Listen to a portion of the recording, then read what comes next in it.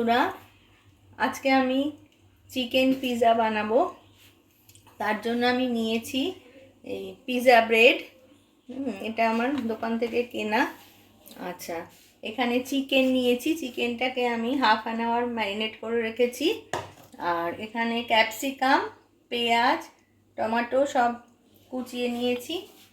আচ্ছা, এখানে সসটা নিয়েছি, আর butter, mayonnaise, chilli flakes, oregano আর পিৎজা চিজ নিয়েছি। আমি কড়াইতে সাদা তেল দিয়ে নিয়েছি খানিকটা। এবার ম্যারিনেট করা চিকেনগুলোকে দিয়ে ভেজে নেব।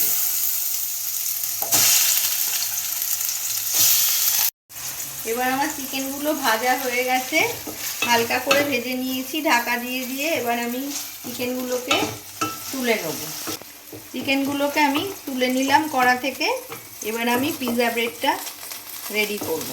যেহেতু আমার পিৎজা সস নেই, ওই কারণে আমি মেয়োনিজ আর টমেটো সস দিয়ে এটা সস বানিয়ে নিলাম।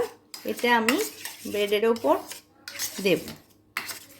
এখানে আমি একটু বাটার দিয়ে নিচ্ছি পিৎজা ব্রেডটার উপর। আচ্ছা, এবার আমি পিৎজা সসটাকে এর ওপর লাগিয়ে নিচ্ছি, স্প্রেড করে দিচ্ছি।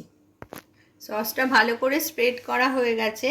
এবার আমি এর মধ্যে চিকেনগুলোকে দিয়ে দিচ্ছি এক এক করে।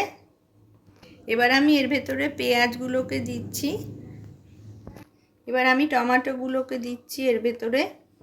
এবার আমি কয়েকটা ক্যাপসিকাম দিয়ে দিচ্ছি এর ভেতরে। এবার চিজটাকে ভালো করে এর ভেতরে ছড়িয়ে দিচ্ছি।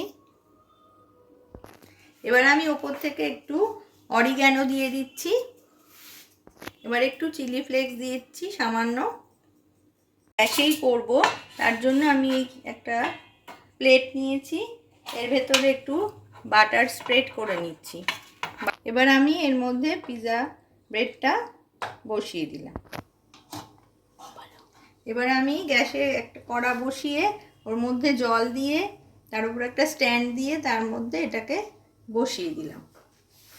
আমি ওপর থেকে এটা ঢাকা দিয়ে দিলাম। আমার পিৎজা একেবারে তৈরি হয়ে গেছে। আমি 10 মিনিট প্রিপার করেছি। এবার এটাকে আমি তুলে নেব। আমার একেবারে পিৎজা রেডি হয়ে গেছে।